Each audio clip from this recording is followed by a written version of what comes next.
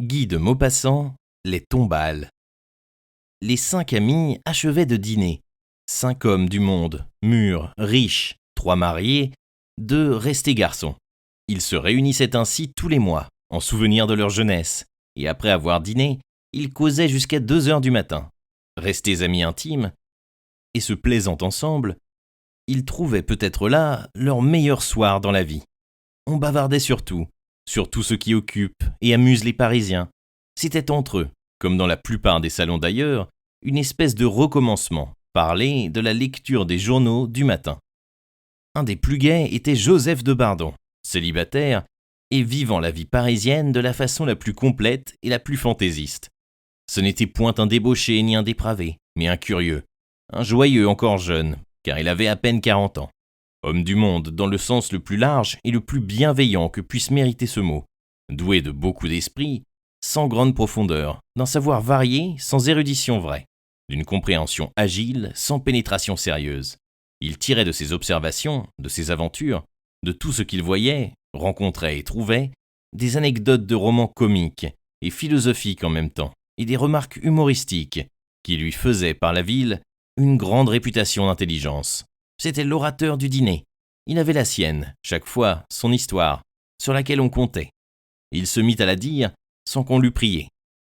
Fumant, les coudes sur la table, un verre de fine champagne à moitié plein devant son assiette, engourdi dans une atmosphère de tabac aromatisé par le café chaud, il semblait chez lui tout à fait, comme certains êtres sont chez eux absolument, et certains lieux, et en certains moments, comme une dévote dans une chapelle, comme un poisson rouge dans son bocal. Il dit, entre 2 bouffées de fumée, « Il m'est arrivé une singulière aventure il y a quelque temps. » Toutes les bouches demandèrent presque ensemble. « Racontez !» Il reprit, volontiers. « Vous savez que je me promène beaucoup dans Paris, comme les bibelotiers qui fouillent les vitrines. Moi, je guette les spectacles, les gens, tout ce qui passe et tout ce qui passe. » Or, vers la mi-septembre, il faisait très beau temps à ce moment-là. Je sortis de chez moi, une après-midi, sans savoir où j'irais. On a toujours un vague désir de faire une visite à une jolie femme quelconque.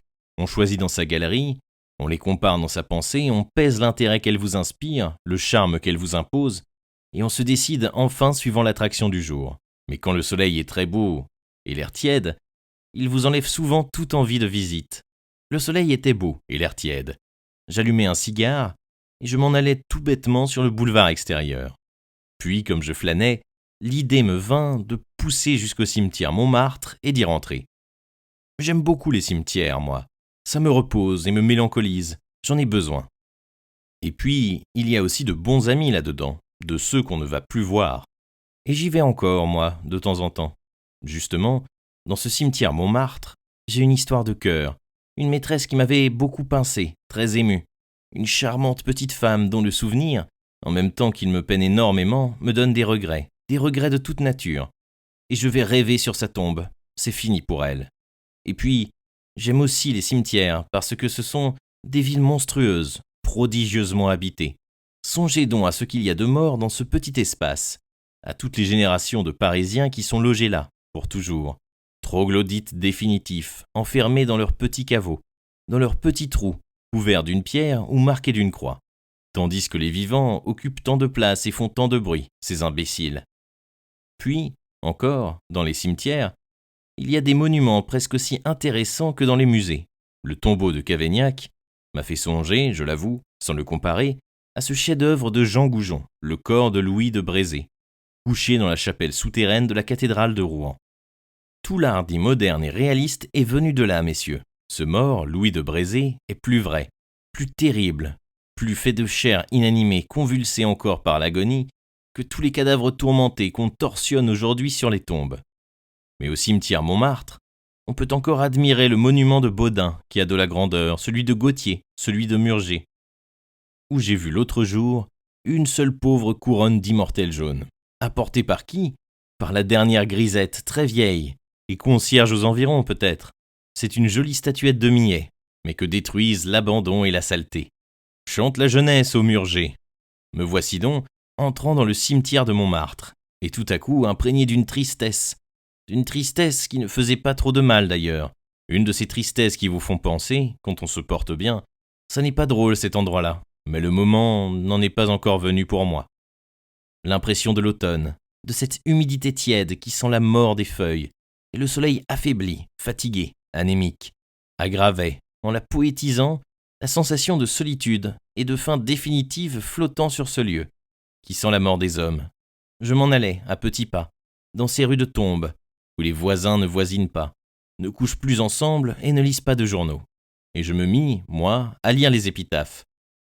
Ça, par exemple, c'est la chose la plus amusante du monde. Jamais Labiche, jamais Meillac ne m'ont fait rire comme le comique de la prose tombale. Ah, quel livre supérieur à ceux de Paul de Kock, pour ouvrir la rate, que ces plaques de marbre et ces croix, où les parents des morts ont épanché leurs regrets, leurs vœux pour le bonheur du disparu dans l'autre monde et leur espoir de les rejoindre, blagueurs. Mais j'adore surtout dans ce cimetière la partie abandonnée, solitaire, pleine de grands ifs et de cyprès, vieux quartier des anciens morts qui redeviendra bientôt un quartier neuf, dont on abattra les arbres verts, nourris de cadavres humains, pour aligner les récents trépassés sous de petites galettes de marbre. Quand j'eus erré le temps de me rafraîchir l'esprit, je compris que j'allais m'ennuyer et qu'il fallait porter au dernier lit de ma petite amie l'hommage fidèle de mon souvenir. J'avais le cœur un peu serré en arrivant près de sa tombe. Pauvre chère, elle était si gentille et si amoureuse, et si blanche et si fraîche. Et maintenant, si on ouvrait ça... Penché sur la grille de fer, je lui dis tout bas ma peine, qu'elle n'entendit point sans doute. Et j'allais partir quand je vis une femme en noir, en grand deuil, qui s'agenouillait sur le tombeau voisin. Son voile de crêpe relevé laissait apercevoir une jolie tête blonde, dont les cheveux en bandeau semblaient éclairés par une lumière d'aurore sous la nuit de sa coiffure. Je restais. Certes, elle devait souffrir d'une profonde douleur. Elle avait enfoui son regard dans ses mains, et, rigide, en une méditation de statue, partie en ses regrets, égrenant dans l'ombre des yeux cachés et fermés le chapelet torturant des souvenirs, elle semblait elle-même être une morte qui penserait à un mort. Puis, tout à coup, je devinais qu'elle allait pleurer. Je le devinais à un petit mouvement du dos, pareil à un frisson de vent dans un saule. Elle pleura doucement d'abord, puis plus fort, avec des mouvements rapides du cou et des épaules. Soudain, elle découvrit ses yeux. Ils étaient pleins de larmes et charmants, des yeux de folle qu'elle promena autour d'elle, en une sorte de réveil de cauchemar. Elle me vit la regarder, parut honteuse, et se cacha toute la figure dans ses mains. Alors, ses sanglots devinrent convulsifs, et sa tête lentement se pencha vers le marbre. Elle y posa son front, et son voile se répandant autour d'elle, couvrirent les angles blancs de la sépulture aimée, comme un deuil nouveau. Je l'entendis gémir, puis elle s'affaissa, sa joue sur la dalle, et demeura immobile, sans connaissance. Je me précipitai vers elle, je lui frappais dans les mains, je soufflais sur ses paupières, tout en lisant l'épitaphe très simple. Ici repose Louis-Théodore Carrel, capitaine d'infanterie de marine, tué par l'ennemi au Tonkin. Priez pour lui. Cette mort remontait à quelques mois. Je fus attendri jusqu'aux larmes, et je redoublai mes soins. Ils réussirent, elle revint à elle. J'avais l'air très ému. Je ne suis pas trop mal, je n'ai pas 40 ans. Je compris à son premier regard qu'elle serait polie et reconnaissante. Elle le fut, avec d'autres larmes. Et son histoire contée, sortie par fragments de sa poitrine haletante, la mort de l'officier tombé au Tonkin, au bout d'1 an de mariage, après l'avoir épousé par amour, car, orpheline de père et de mère, elle avait tout juste la dot réglementaire. Je la consolais, je la réconfortais, je la soulevais, je la relevais, puis je lui dis « Ne restez pas ici, venez ». Elle murmura « Je suis incapable de marcher. Je vais vous soutenir. »« Merci, monsieur, vous êtes bon.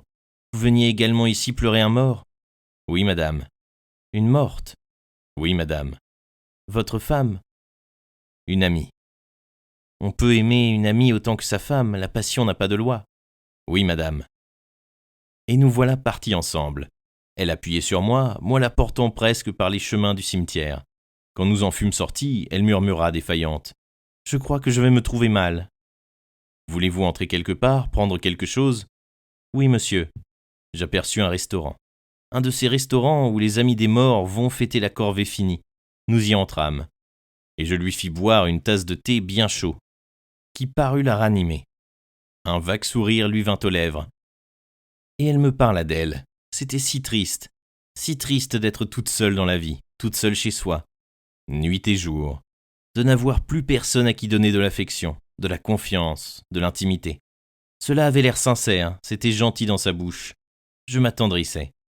Elle était fort jeune, 20 ans peut-être. Je lui fis des compliments qu'elle accepta fort bien, puis, comme l'heure passait, je lui proposai de la reconduire chez elle avec une voiture. Elle accepta. Et, dans le fiacre, nous restâmes tellement l'un contre l'autre, épaule contre épaule, que nos chaleurs se mêlaient à travers les vêtements, ce qui est bien la chose la plus troublante du monde. Quand la voiture fut arrêtée à sa maison, elle murmura « Je me sens incapable de monter seul mon escalier, car je demeure au 4e. Vous avez été si bon. Voulez-vous encore me donner le bras jusqu'à mon logis ?» Je m'empressai d'accepter. Elle monta lentement, en soufflant beaucoup, puis devant sa porte, elle ajouta « Entrez donc quelques instants que je puisse vous remercier. » Et j'entrai, parbleu. C'était modeste, même un peu pauvre, mais simple et bien arrangé chez elle. Nous nous assîmes côte à côte sur un petit canapé, et elle me parla de nouveau de sa solitude. Elle sonna sa bonne, afin de m'offrir quelque chose à boire. La bonne ne vint pas. J'en fus ravi, en supposant que cette bonne-là ne devait être que du matin, ce qu'on appelle une femme de ménage. Elle avait ôté son chapeau. Elle était vraiment gentille avec ses yeux clairs fixés sur moi, si bien fixés, si clairs que j'eus une tentation terrible et j'y cédai. Je la saisis dans mes bras, et sur ses paupières qui se fermèrent soudain, je mis des baisers, des baisers, des baisers, tant et plus. Elle se débattait en me repoussant et répétant « Finissez, finissez, finissez donc !» Quel sens donnait-elle à ce mot ? En des cas pareils, finir peut en avoir au moins deux. Pour la faire taire, je passais des yeux à la bouche, et je donnais au mot finir la conclusion que je préférais. Elle ne résista pas trop, et quand nous nous regardâmes de nouveau, après cet outrage à la mémoire du capitaine tué au Tonkin, elle avait un air alangui, attendri, résigné, qui dissipa mes inquiétudes. Alors je fus galant, empressé et reconnaissant. Et après une nouvelle causerie d'1 heure environ, je lui demandai « Où dînez-vous » ?»« Dans un petit restaurant des environs. »« Toute seule ?»« Mais oui. »« Voulez-vous dîner avec moi ?»« Où ça ?»« Dans un bon restaurant du boulevard. » Elle résista un peu. J'insistais. Elle céda, en se donnant à elle-même cet argument. « Je m'ennuie tant, tant. » Puis elle ajouta « Il faut que je passe une robe un peu moins sombre. » Et elle entra dans sa chambre à coucher. Quand elle sortit, elle était en demi-deuil, charmante, fine et mince, dans une toilette grise et fort simple. Elle avait évidemment tenue de cimetière et tenue de ville. Le dîner fut très cordial. Elle but du champagne, s'alluma, s'anima, et je rentrai chez elle, avec elle. Cette liaison nouée sur les tombes dura 3 semaines environ. Mais on se fatigue de tout, et principalement des femmes. Je la quittais sous prétexte d'un voyage indispensable. J'eus un départ très généreux, dont elle me remercia beaucoup. Et elle me fit promettre, elle me fit jurer de revenir après mon retour, car elle semblait vraiment un peu attachée à moi. Je courus à d'autres tendresses, et un mois environ se passa sans que la pensée de revoir cette petite amoureuse funéraire fût assez forte pour que j'y cédasse. Cependant, je ne l'oubliais point. Son souvenir me hantait comme un mystère, comme un problème de psychologie, comme une de ces questions inexplicables dont la solution nous harcèle. Je ne sais pourquoi, un jour, je m'imaginais que je la retrouverais au cimetière Montmartre et j'y allais. Je m'y promenais longtemps sans rencontrer d'autres personnes que les visiteurs ordinaires de ce lieu, ceux qui n'ont pas encore rompu toute relation avec leur mort. La tombe du capitaine tué au Tonkin n'avait pas de pleureuse sur son marbre, ni de fleurs, ni de couronne. Mais comme je m'égarais dans un autre quartier de cette grande ville de trépassés, j'aperçus tout à coup, au bout d'une étroite avenue de croix, venant vers moi, un couple en grand deuil, l'homme et la femme. Ô stupeur, quand ils s'approchèrent, je la reconnus, c'était elle. Elle me vit, rougit. Et, comme je la frôlais en la croisant, elle me fit un tout petit signe, un tout petit coup d'œil qui signifiait « ne me reconnaissez pas », mais qui semblait aussi dire « revenez me voir, mon chéri ». L'homme était bien, distingué, chic, officier de la Légion d'honneur, âgé d'environ 50 ans, et il la soutenait, comme je l'avais soutenue moi-même en quittant le cimetière. Je m'en allais stupéfait, me demandant ce que je venais de voir. À quelle race d'être appartenait cette sépulcrale chasseresse ? Était-ce une simple fille, une prostituée inspirée qui allait cueillir sur les tombes les hommes tristes, hantés par une femme, épouse ou maîtresse, et troublés encore du souvenir des caresses disparues ? Était-ce unique ? Sont-elles plusieurs ? Était-ce une profession ? Fait-on le cimetière comme on fait le trottoir ? Les tombales. Ou bien avait-elle eu seule cette idée admirable, d'une philosophie profonde, d'exploiter les regrets d'amour qu'on ranime en ces lieux funèbres ? et j'aurais bien voulu savoir de qui elle était veuve ce jour-là.